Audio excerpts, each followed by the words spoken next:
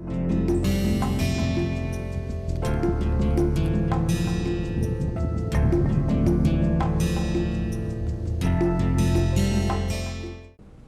friends, we are discussing population policy of India. In the last lecture, I talked about how did population policy of India grow after independence. That it was in 1952 that our country launched official family planning program first time in the history of the world. There was no other country before India to launch an official family planning program, and that also means that the country had to learn from its own experiences, its own errors, strengths and weaknesses. There was no other experience in developed countries or developing countries to fall back upon. Gradually, we have also seen that the policy of India has passed through a number of stages. We began with a very cautious and a slow approach, what we call Gandhian approach in family planning, which emphasize natural methods and basically the idea of population control. Then we went to a clinical approach, whereby a number of clinics were opened and health facilities in urban and rural areas, and to begin with rupees 65 lakh was earmarked in the first 5-year plan for the purpose of opening of these clinics. When it was found that the clinical approach is not working because people were not coming to clinics, they were not motivated, they were not aware, the family size decision was not subjected to rational decision making. So it was thought that we must go for some kind of extension education and appoint change agents in the form of grassroots workers in urban and rural areas who will go door to door and talk to people about the need to limit family size, advantages and ways of doing this at the national level, at the regional level, at the community level, at the household and individual level. Why should they limit family size? After this, starting with Ernakulam district of Kerala by a very dynamic IAS officer, Mr. Krishna Kumar, we started having experimentation with mass vasectomy camps, and initially the camps were quite successful, and gradually we moved towards what we call today cafeteria approach. By cafeteria approach means that we must provide all possible terminal and spacing methods. By terminal I mean sterilization, vasectomy and tubectomy, and by terminal I mean condoms, IUCD, oral pills, injections, and also traditional methods of rhythm and withdrawal, and let the couples decide according to their needs.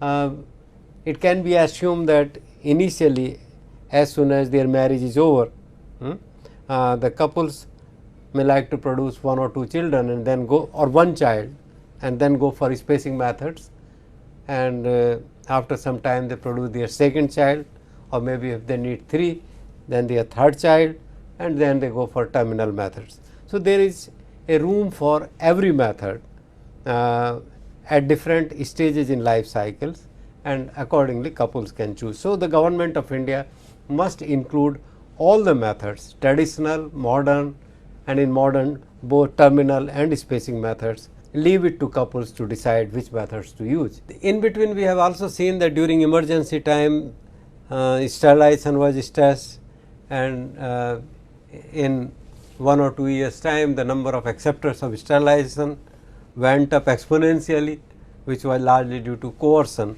and target oriented approach, which boomerang. Subsequently then when Janata Party came to power in 1977, another policy was announced. Now today I will just introduce the first population policy statement, which was issued by Dr. Karan Singh in 1976, who was at that time Minister of Health and Family Planning. I have brought policy statement in the original form. I will read that and comment on that. The purpose is that you can to show how complicated it is to develop a policy like population. Now, the policy has to deal with why. Why do we need population policy? what are the goals of population policy? How can those goals of policy be achieved? What is to be done for that? If you need extra data, research, cooperation from other departments, all these things are discussed in the policy document. The document also includes a statement on politics, political institution, and the politics is required because if there are regional differences in growth rates of population because some states do better, then the representation of those states on parliament is going to reduce, and to allay this fear, something has to be done about fixing representation of different states on the basis of some baseline population. This is all this policy document includes. So, this first population policy statement was issued in April 1976. You may call it the first population policy statement, or you may just call it a statement issued by Minister of Health and Family Planning. It was not signed by President of India, and in that sense it is not a formal policy statement of Government of India. The first population policy draft maintained that poverty is the real enemy of the country. So, the goal was clear. What is the aim of having population policy? The aim of population policy is to fight the continuing high levels of poverty. Then the document must also tell something about the relationship between poverty and population growth. It says that the fifth 5-year plan 1974 to 79 aimed to remove the widespread abject poverty. You see, there are two terms, widespread and abject.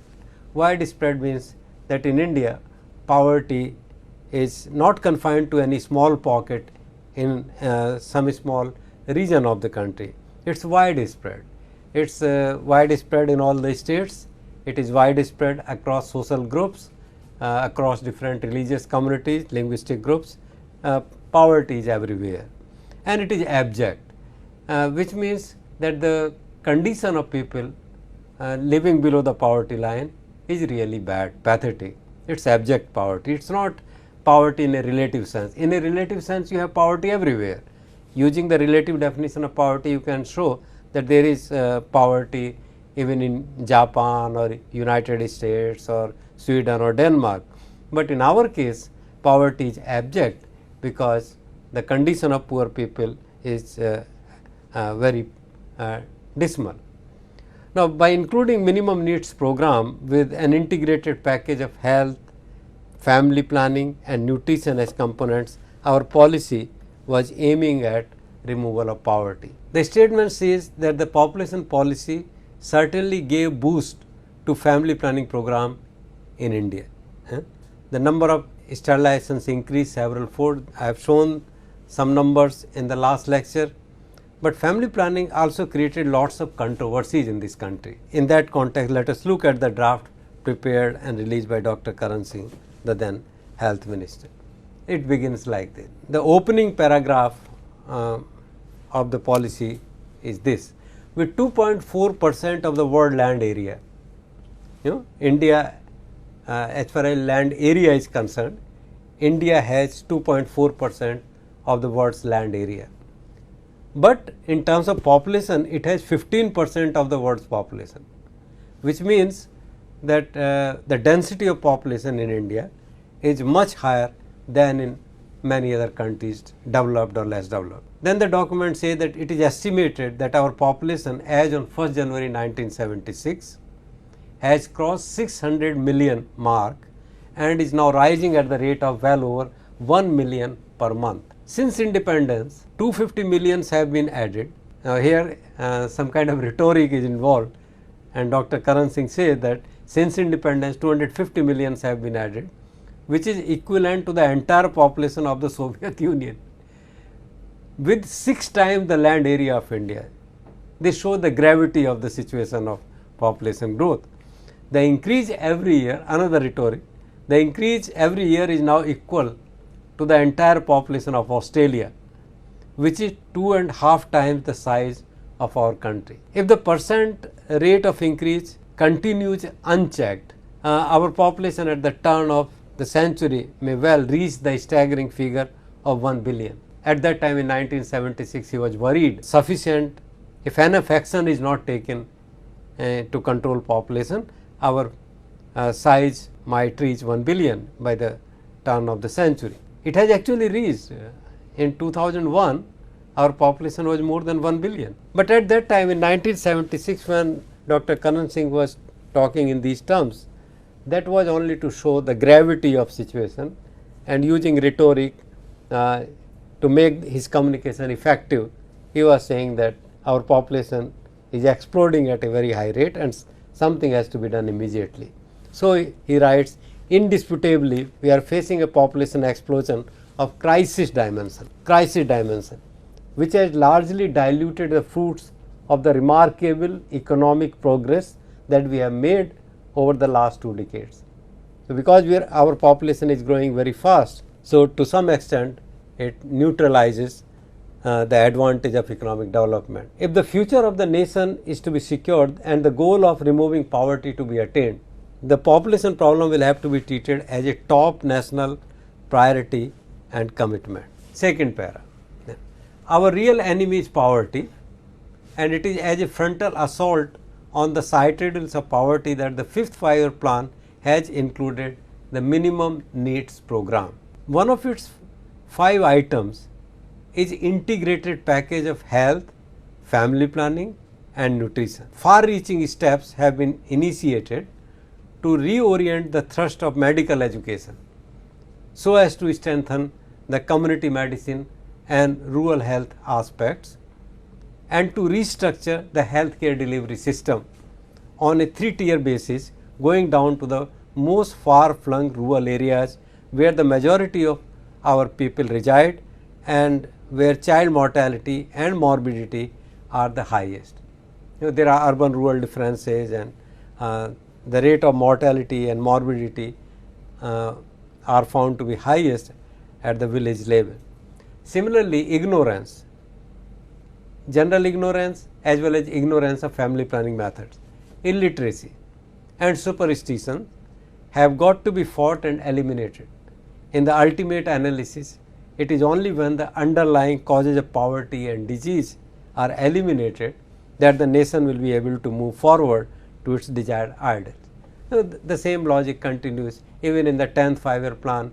It was said that the 20% contribution to rate of growth of population is by high mortality, because when mortality is high, when child mortality is high, then in order to have say X number of children, couples must produce more than X number of children. In some cases, some children may die and they are replaced by other children, and in some other cases, thinking that some children anyway die, people produce more children than they actually need.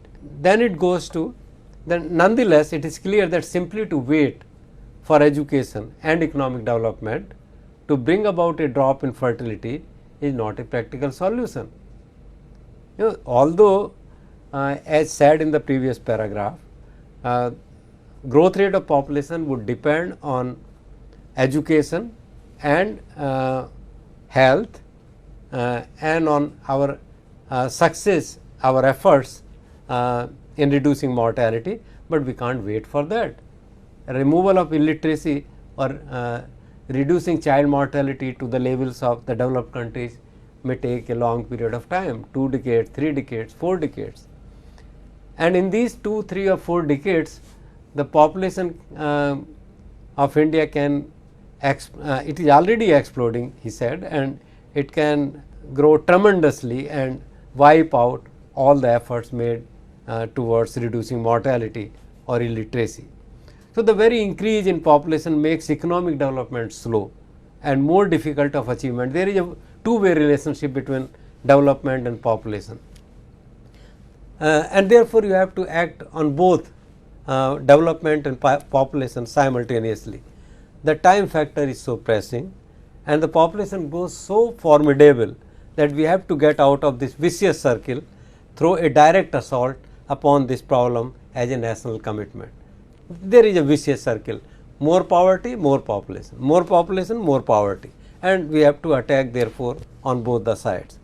The President in his address to the joint session of Parliament this year reiterated the importance of stepping up family planning efforts, and the Prime Minister has on several occasions laid stress upon the crucial role that population control has to play in the movement towards economic independence and social transformation, especially in the light of the 20-point economic program. Then it talks about fixing targets.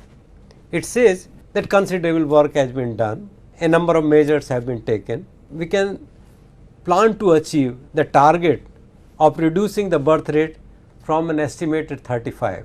According to his estimate, birth rate of India in 1976 was around 35 per thousand population. A level of 25, so 35 to 25, we had to achieve a reduction of nearly 10% in the birth rate of the country by the end of the 6 5-year plan, allowing for the steady decline in the death rate that will continue due to the improvement in our medical and public health services and the living standards of our people.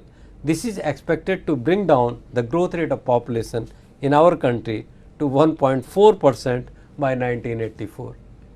You see how ambitious this target was. We are not able to achieve this 1.4, which was to be achieved by 1984 even till now. And as we have seen, the SRS bulletin of October 2009 gave us a growth rate of more than 1.5%. But at that time, in 1976, this was the target fixed by the then health minister. Now, how to achieve this? So, in the first part they say that the land area of India is small, population size is big, and every year we are adding millions of people, and they talk of Australia and Russia just for comparative purposes to leave the impression that population of India is growing fast and has a crisis dimension. Then they say that there is a relationship between development and population. The root cause of high population growth in India is lack of development, lack of literacy, lack of health facilities, but there is a two-way relationship, and we cannot wait to see reduction in growth rate of population till the time level of literacy has gone up or level of infant mortality or child mortality has come down. So, we have to act at both the fronts, on both the fronts simultaneously. This was the logic. Now, how to achieve this? How to reduce fertility? And the target was fixed. The target was to reach the birth rate of 25 by the end of 6 5-year plan, and to achieve a growth rate of population of 1.4%. The first step toward this was raising the age of marriage. Why raising age of marriage is important? Because as they say that this will not only have a demonstrable demographic impact, but will also lead to more responsible parenthood. Raising age of marriage is a goal in itself. It is a goal not only to bring down the birth rate, but it is a goal in itself. It leads to responsible parenthood and helps to safeguard the health of mother and the child. Due to low age of marriage, illiteracy, high fertility, more women were suffering from ill health, malnutrition, various kinds of syndromes of infection and malnutrition. It is well known that very early pregnancy leads to high maternal and infant mortality.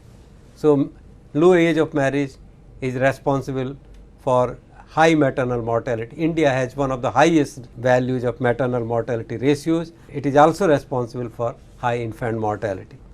Also, if the women of our country are to play their rightful role in its economic, social and intellectual life, the practice of early marriage will have to be severely discouraged. They fix a target kind of. They say that the legal minimum age of marriage for girls would be 18 and for boys it would be 21. A very noticeable part of this. Similarly, in the West Bengal study, I found that menstrual regulation pills, they call MRPs, and abortion are becoming quite popular among the poorer sections of society and among Muslims.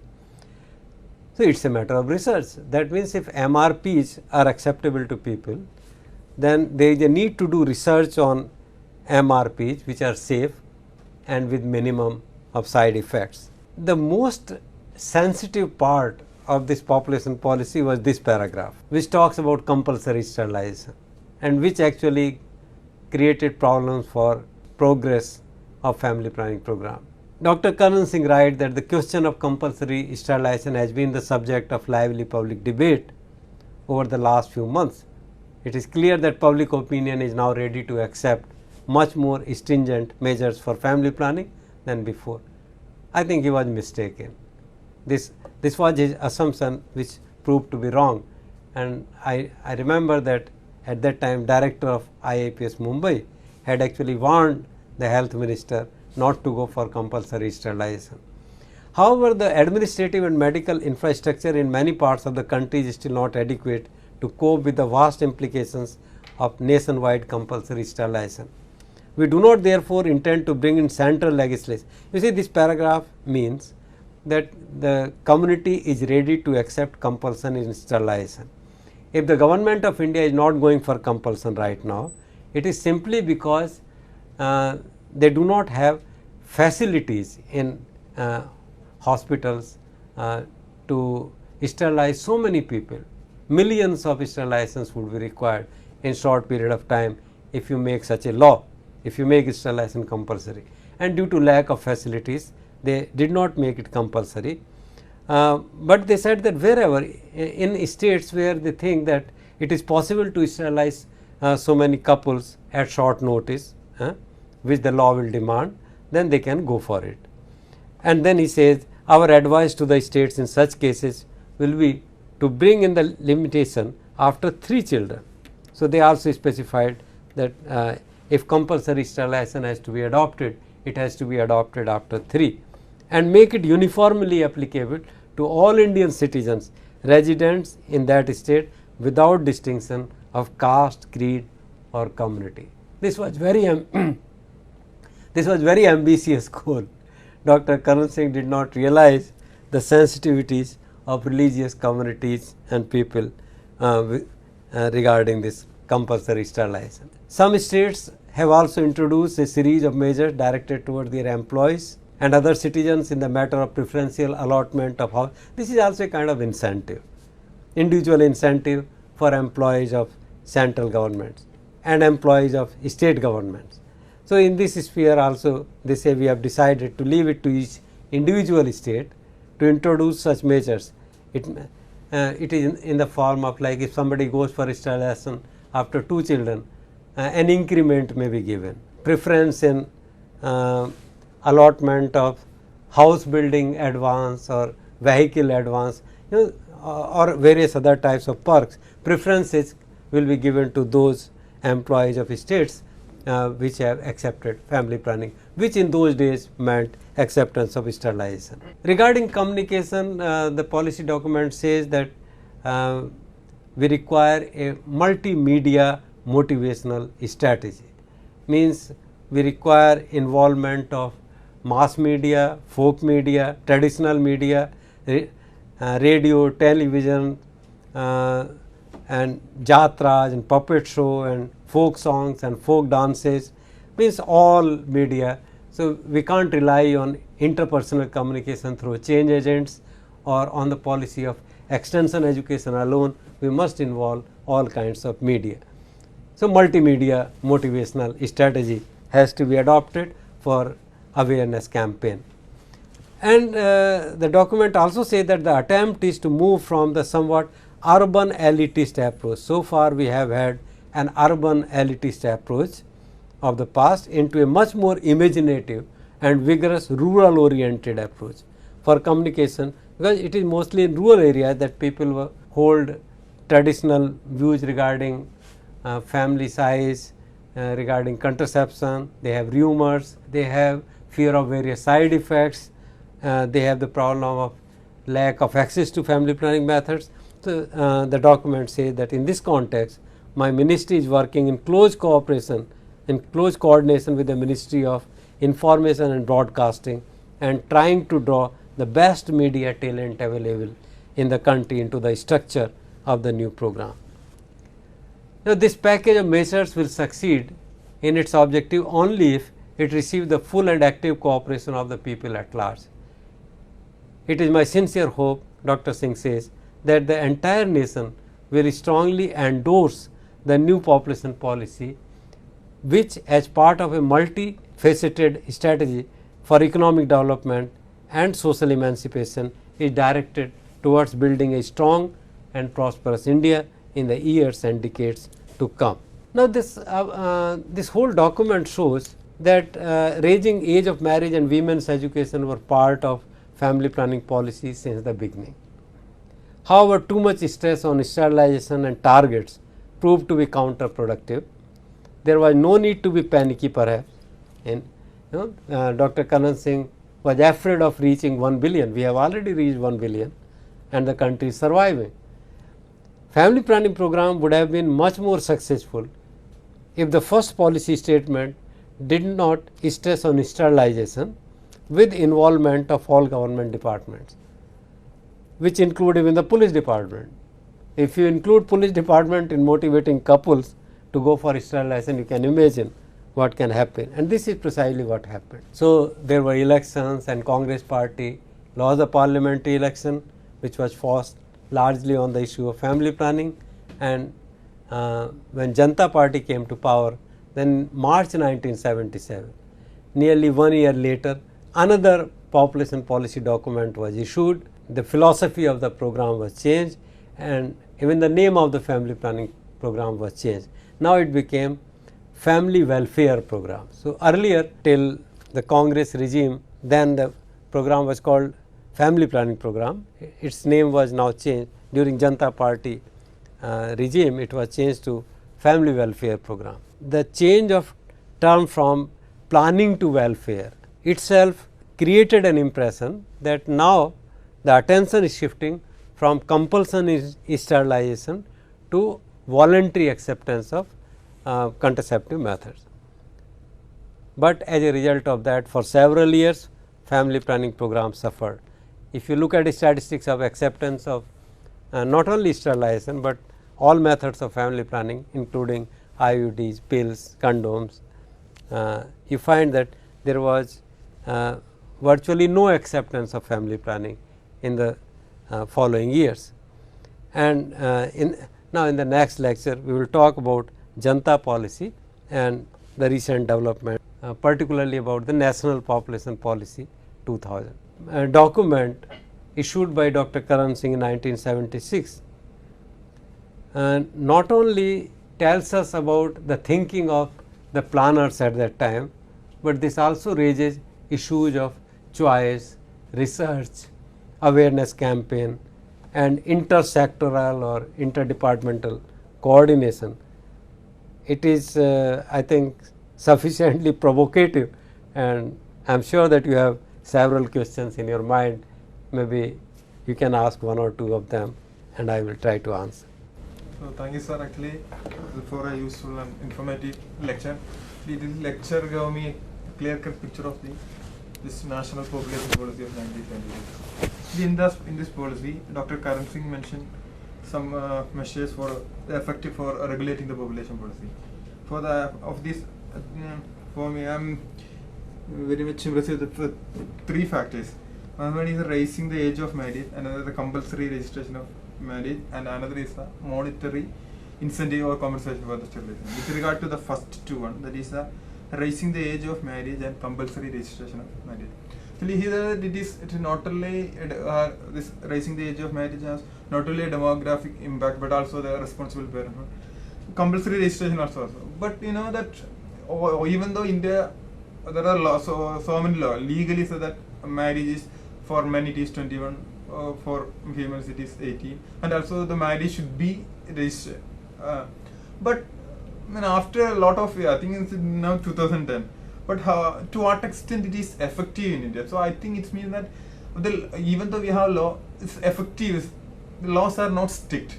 Should be. He also mentioned that cognizable should be considered as a cognitive offense, which means that it should be treated we should treat the violators of people as books under non-bailable warrant. I think even though we have law, but the laws are not much effective. I think that's then second the monetary incentives for sterilization. I think it will raise a lot of ethical issues.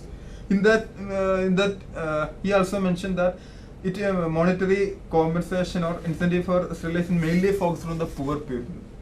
You know that in Indian context, poor people or the females are using. You mean that we are utilizing or exploiting their ignorance in the family planning? I don't know. I think a little bit skeptical.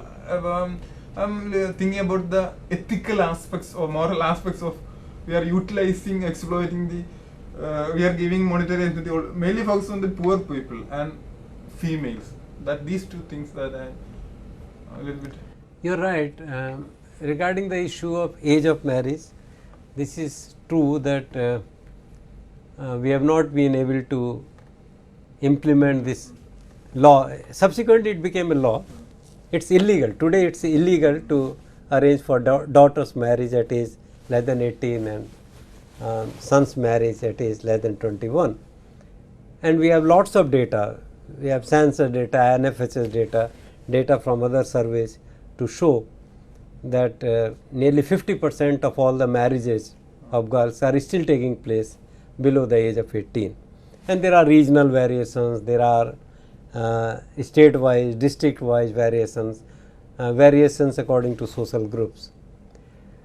You see, this is because partly it deals with the problem of governance, that as long back in Asian drama, Gunnar Myrdal said that Asian states are soft states. They are not able to implement what they want to implement. So, willingness to do something is one thing, and ability to do that thing is another thing, due to poor governance or a strong will or a strong apparatus to implement their policies. They are not able to do that. But as a student of sociology, you know that society is run by certain norms, and in norms we include folk ways, we include mores or traditions, customs, and enacted law is just one part of the norms of society. Enacted law has to be more progressive. It is a law consciously developed representing the collective will of people, or at least collective will of a state. But this is just one part of the normative structure, it is not everything. And we know that whenever there is a conflict between modes of society, customs and traditions of society and enacted laws, then customs and traditions are followed, enacted laws take a back seat. You see, we have enacted law regarding bribe, regarding corruption. We have laws in the domain of terrorism, secessionism, rioting. We have so many laws in so many fields, but in no field you can say that laws are 100% effective. But at the same time, you can also not underplay the importance of law. Law is a vehicle of change, and law raises people's consciousness, law gives a direction, law presents a goal before the state machinery, police, judiciary, and also creates sometimes some fear in mind. Imagine if there is no fear of getting apprehended for accepting bribe, what will happen? Or if there is no law regarding getting capital punishment for murder, what can happen? So, law is there, but there is no society in which enacted laws 100% effective. So, that applies to age of marriage also. But there is no doubt that age of marriage is rising. It is rising partly because of this enacted law and partly because of socio-economic development and urge among people, all sections of society, to educate their girls, and also a desire among girls and their parents to send them for jobs, education for jobs, education for decent marriage. In several communities at the time of marriage, now they prefer an educated girl. So, for the marriage reasons, for the reason of jobs, for making them independent, for empowerment of girls, women. Education is spreading fast, and government is also doing a lot in providing facilities for education, opening up more schools, colleges, primary, secondary, tertiary, at all levels. Regarding this compulsory sterilization and incentives, actually the problem with Dr. Karan Singh, Prime Minister Srimati Indira Gandhi and her cabinet colleagues and many experts at that time was that they got frightened by seeing that the population of India is continuously growing at rate more than 2% per year. And there was also perhaps pressure, as records show, there was also a pressure from international community to check the population growth rate. And in that panic, what feedback they were getting from consultants, some consultants, not all, consultants, experts, educated people, cabinet colleagues, politicians, some people in the party involving in ingratiation and accepting everything that the leader says. And he got the idea that there is a general will to implement compulsion in sterilization, that those who are responsible people, the people who are responsible, enlightened, committed to national cause, they are using family planning methods, others are not using. He did not realize that if somebody is using family planning methods or limiting family size, it is not because of greater nationalism or commitment, economic development of the country, but for personal reasons. That for personal reasons, social mobility reasons, or what we call social capillary theory, for entirely one's own personal reasons or familial reasons, household reasons, one was using family planning method. They thought that time has come to take stringent measures in family planning. They immediately thought of incentives, because incentives had worked, starting from Ernakulam in mass vasectomy camps, in IUCDs, incentives had worked in tribal areas, and in those days 100 rupees was a big amount.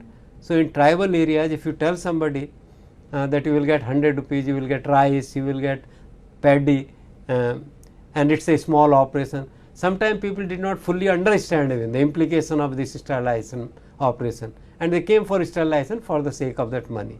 So, they thought that in some areas this will motivate couples to come for sterilization. But yes, this raises several ethical questions.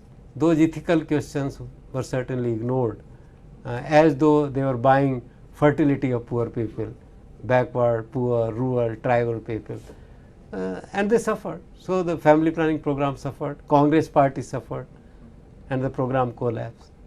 That was a mistake on their part. This assumption was a mistake, and people were not ready to go for compulsion in sterilization.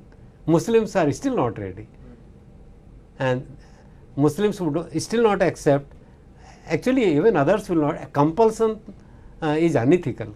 Nobody will accept compulsion, and especially among Muslims, where in their perception in India, sterilization is against religion, and if somebody is sterilized, then the last prayer after somebody's death cannot be held. So, there will be a lot of resistance if you go for sterilization in the community. Thank you.